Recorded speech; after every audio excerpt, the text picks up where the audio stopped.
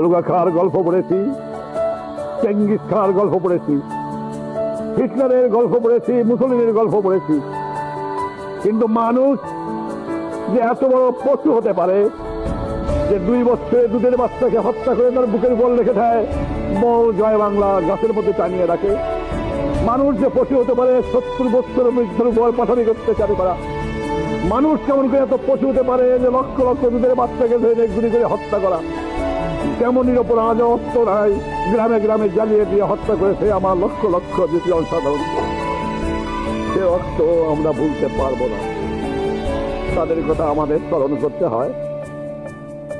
রাজনীতিতে আওয়ামী লীগ বা আমি, আমার সহকর্মীরা ক্ষমতার জন্য রাজনীতি করি নাই, ক্ষমতার জন্য রাজনীতি করতে চাই না।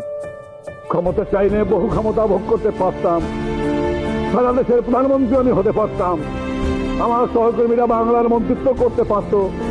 কিন্তু বাংলার মানুষের কাছে ওয়াদা করেছিলাম বাংলার মানুষকে মুক্ত করতে হবে,